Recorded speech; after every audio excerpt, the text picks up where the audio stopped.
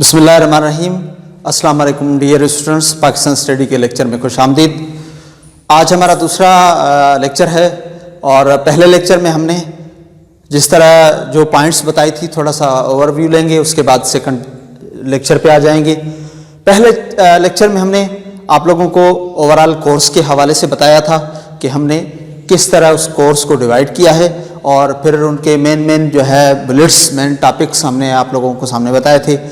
اور اس ویڈیو کا جو دوسرا حصہ تھا اس میں ہم نے جنوبی ایشیا کے اندر یعنی ساؤتھ ایشیا میں اسلام کے آنے سے پہلے کیا حالات تھے، کیا واقعات تھے، اس کے بارے میں نے بتایا تھا، جس میں سے ایک پوائنٹ اس میں نہیں ہے، باقی اس میں ہم بتائیں گے۔ جو اس کی لاسٹ پوائنٹ یعنی فورتھ پوائنٹ جو ہے اکنامک کنڈیشنز۔ اچھا، معاشی حالات جنوبی ایشیا کے انتہائی نیچے طبقے کے لوگوں کے لیے خراب تھے، کیونکہ جو رولنگ کاسٹ تھی، جیسے میں نے آپ لوگوں کو بتایا تھا نا کہ سوشل کنڈیشن کے اندر جو ہے وہ 4 کاسٹیں تھیں، جیسے برہمن تھی، کھشتریا تھی، ویش، شودر۔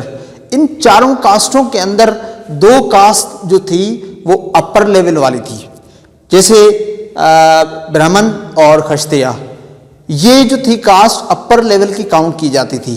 باقی جو تھی 2 کاسٹیں جس میں ویش اور شودر جو ہے وہ نیچے طبقے والی کاسٹ کاؤنٹ کی جاتی تھی، ان کے ساتھ ظلم کے پہاڑ اکٹھے کیے جاتے تھے، نہ ان کی ذاتی زندگی جو ہے وہ آزاد تھی، کسی حوالے سے وہ آزاد نہیں تھے، جس کی وجہ سے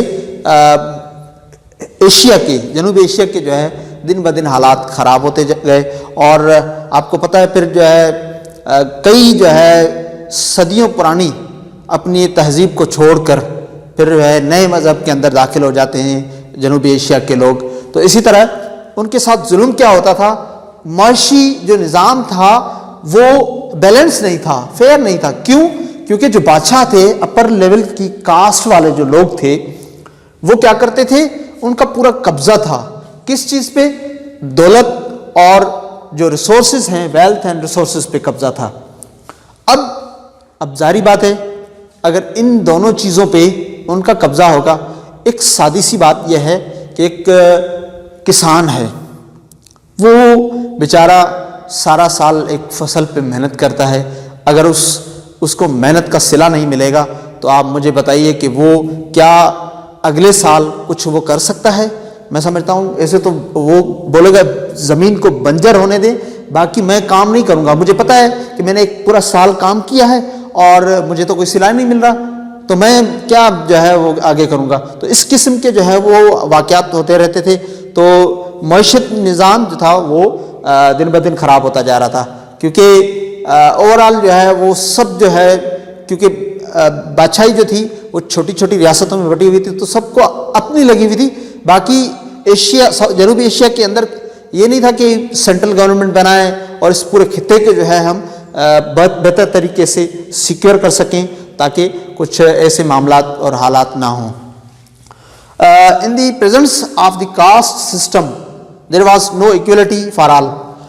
اس میں ایک اور بات میں ایڈ کروں گا کہ اس میں حالت یہ تھی کہ ایکویلٹی کی بات تو دور کی بات، یعنی خواتین کے لیے کوئی مقام نہیں تھا۔ آپ لوگوں نے ستی والی رسم عموماً فلموں کے اندر، ڈراموں کے اندر سنا ہوگا، خاص طور پر جو ہے وہ انڈین ڈراموں کے اور فلموں کے اندر یہ بات کی جاتی ہے۔ ستی والی رسم یہ تھا کہ عورت کے لیے کسی قسم کا مقام نہیں تھا، اور عورت کے ہسبینڈ کی یعنی شوہر کی ڈیتھ ہو جاتی تھی تو پھر اس کو اس شوہر کے ساتھ زندہ جلایا جاتا تھا، یعنی اس وڈوا کو زندہ جلایا جاتا تھا۔ تو آپ اندازہ لگائیں کہ خواتین کے ساتھ اس قسم کا سلوک اور برتاؤ کیا جاتا تھا، تو آپ اندازہ لگائیں کہ باقی نیچے طبقے کے جتنے لوگ تھے وہ آٹے کی چکی کی طرح پیستے جا رہے تھے، باقی ان کے لیے کوئی سماج میں کسی قسم کا جو ہے کردار نہیں ہوتا تھا۔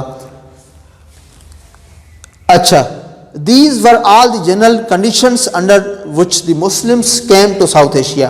اب یہ ساری میں نے آپ لوگوں کو پہلے لیکچر میں جو بات بتائی تھی کہ پولیٹیکل، سوشل اور کلچرل اور اکنامکلی جو کنڈیشن تھی، آج ہم نے جو ہے اکنامکل ہے حوالے سے تھوڑی سی بات کی ہے، تو یہ ساری جو جنرل کنڈیشنز تھی اس کی وجہ سے اب جنوبی ایشیا میں اسلام جو ہے وہ داخل ہو جاتا ہے.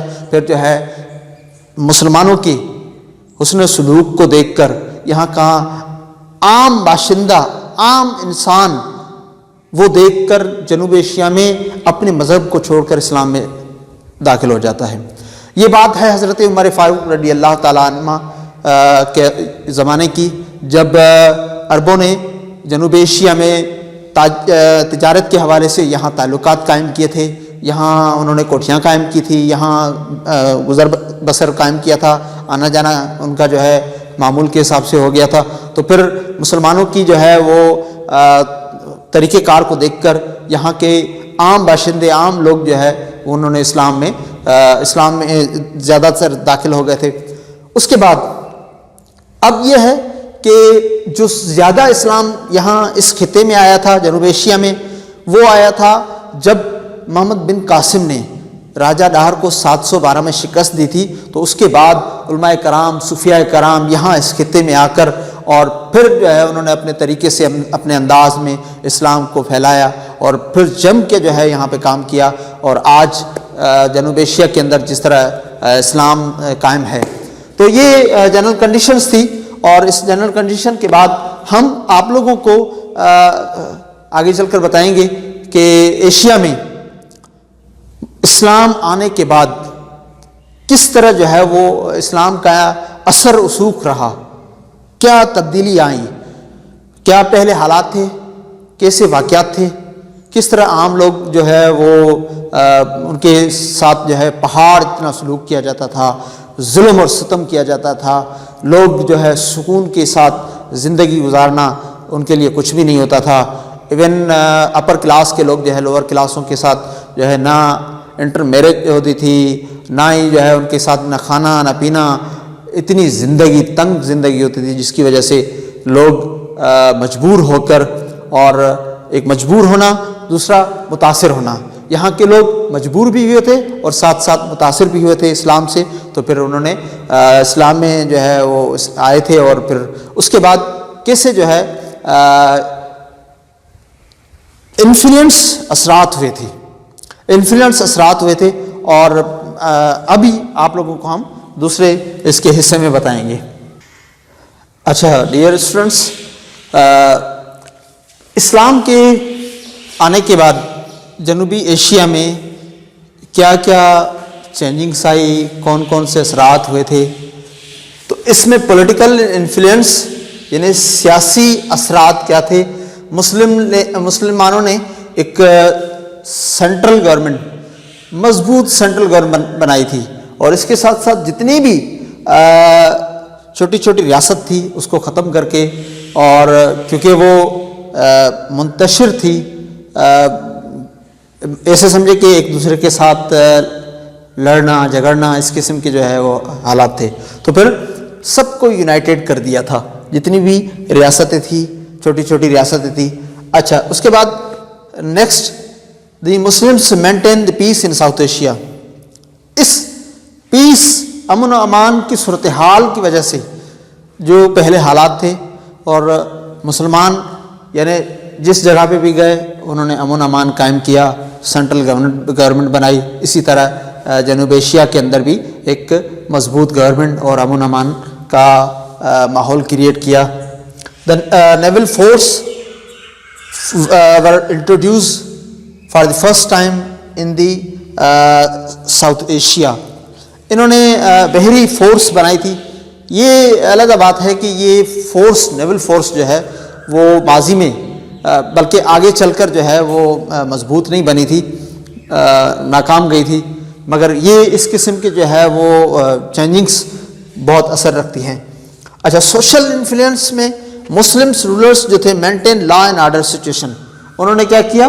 لا اینڈ آرڈر سچویشن کو دیکھیں، کسی بھی ریاست کے اندر چاہے وہ ایک گھر ہو، ملک ہو چاہے ایک ایریا ہو، اگر اس میں لا اینڈ آرڈر سچویشن بہتر نہیں ہوگا تو قطعاً طور پر مشکل میں مشکل جو ہے وہ ریاست، وہ گھر یا ایریا جو ہے وہ ترقی کر سکتی۔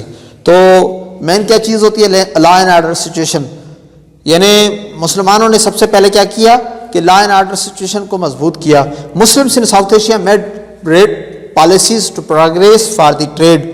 اچھا، تجارت کی والی بات آ گئی، پھر وہی اس بات کو تھوڑا سا میں یہاں روکوں گا، پھر محمد بن قاسم والے واقعے کو تھوڑا میں یہاں ریپیٹ کروں گا، کیونکہ محمد بن قاسم 712 میں آئے تھے۔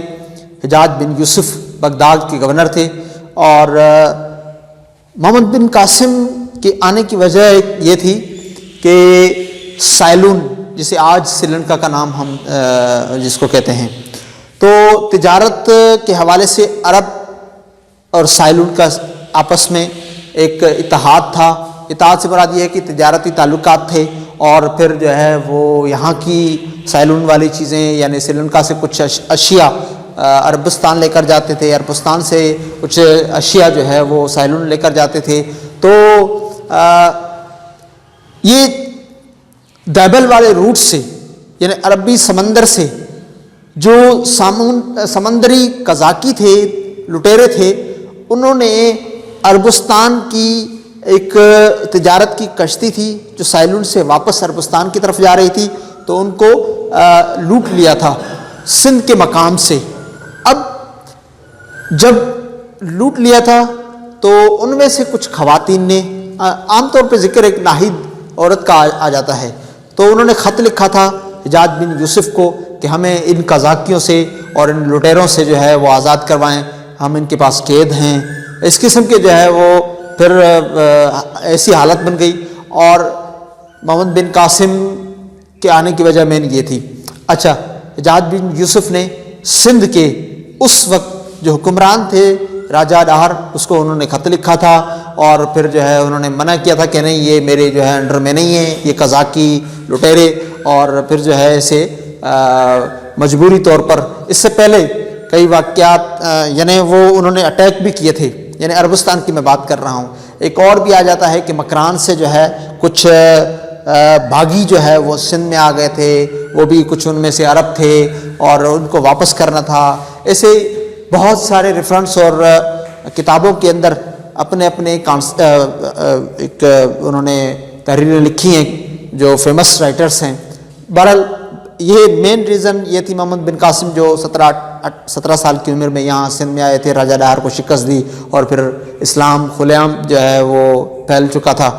تو مسلمانوں نے کیا کیا کہ تجارت کے حوالے سے انہوں نے ایک مضبوط پالیسی بنائی، پروگریس اس پہ بہت اچھا کام کیا، کیونکہ ایسا نہ ہو کہ پھر جو ہے ایسے حالات رونما ہو جائیں اور ایسے واقعات سامنے آ جائیں۔